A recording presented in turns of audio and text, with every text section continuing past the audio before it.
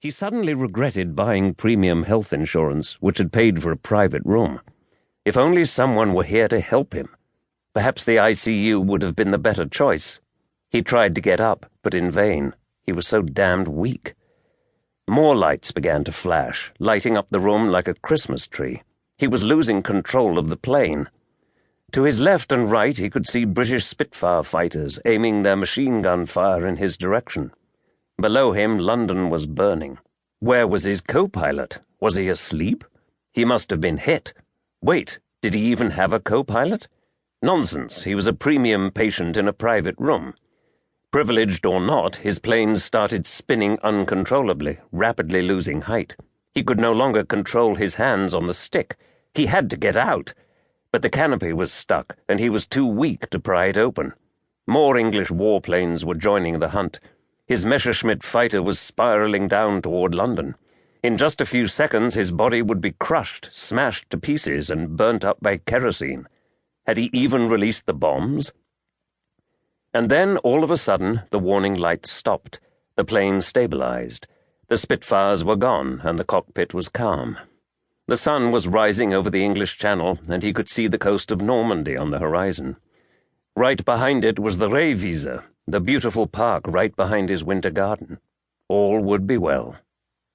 At exactly 8 minutes past midnight, Herbert Winter's heart stopped beating.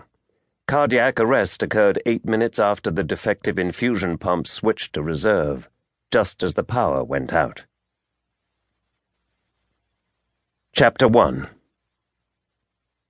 I lit another cigarette, my third one this evening. My girlfriend Celine thought I was playing Russian roulette because I commemorated my victory over nicotine addiction with a few cigarettes each New Year's Eve.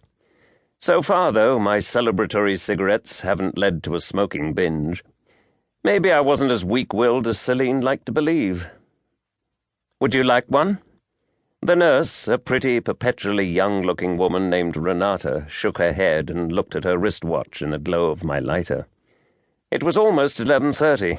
A cold droplet snuck out of her bright red nose and trickled down toward her cherry lips. No, thank you. I'm going to go down to the ward to help cater. Who knows what the patients are up to tonight? I don't want them dancing in a conga line across the hospital like they did at Christmas. My patients have an average age of 120, I replied. Plus, I spiked the punch with a nice bottle of cheap brandy just for the occasion. I can assure you they won't stir until tomorrow, not so much as a twitch. Renata did a little dance, hopping from one leg to the other. At the time, I figured she was cold. I don't know. I'm going to go take another look. Cater is too stubborn to ask for help. I should be back in time for the New Year's toast. If not, Happy New Year, Felix. Renata's willingness to help Cater was touching, especially since Renata was off duty. The two of them had been friends for years, and with Renata's help, Cater's shift was sure to go more smoothly. Nurse Renata gave me a less-than-innocent kiss and walked off, her hips swinging expressively, hands buried deep in the pockets of her black winter coat, leaving me standing in front of the former administrative offices. I was now alone, smoking my cigarette in the freezing cold. Most of my colleagues were militant non-smokers and were probably keeping their distance, afraid of being killed by that scourge of civilization, second-hand smoke.